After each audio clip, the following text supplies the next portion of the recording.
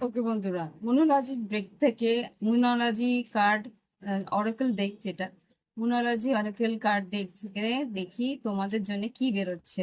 Okay, meditation and কন্টেমপ্লেশন, গভীরভাবে কোনো পরিস্থিতি নিয়ে ভাবতে বলছে। তোমার জীবনে কোনো একটা পরিস্থিতি তোমাকে খুব ভাবাচ্ছে, তো সেই জায়গাটাতে বলছে মেডিটেশন করো, ধ্যান করো, বা ধ্যান না করলেও শান্তিপূর্ণ জায়গায় একটা চুপচাপ বসো। ওকে, আর কি বলছে, you and your love ones are safe. তুমি ভাবছো হয়তো তোমার পরিবারের কারোর জন্য খুব গভীরভাবে ভাবছো, তো তারা কিন্তু সেফ থাকবে, চিন্তা করো না।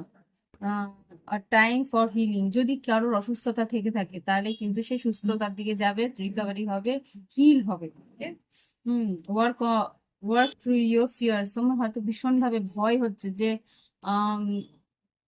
যেটা তুমি চাইছো না সেটা হয়তো বা হয়ে যেতে পারে, কিন্তু ঈশ্বর বলছে যে তুমি ভয় পাচ্ছো, ভয়টার উপরে কাজ করো, ভয়ের মতন কিছু নেই।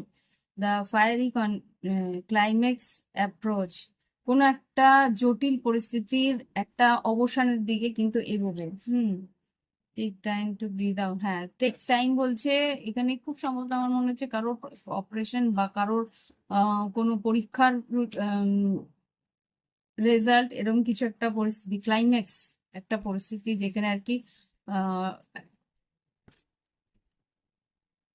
এনজাইটি বা একটা নার্ভাসনেস কাজ করছে, ভয় কাজ করছে, তো সেই জায়গাটা স্বাভাবিকভাবেই হয়। তো সারেন্ডার দ্য ডিভাইন, ঈশ্বরের প্রতি, ডিভাইনের প্রতি সারেন্ডার থাকতে বলছে, ঈশ্বরের প্রতি পুরোপুরি আস্থা রাখতে বলছে। Step out of your comfort zone, the energy is gaining momentum, খুব টাইমটা খুব তাড়াতাড়ি পেরিয়ে যাবে, সেটাই বলছে। কমফর্ট জোন, তোমার তোমার হয়তো একটু হলেও তোমাকে তোমার একটা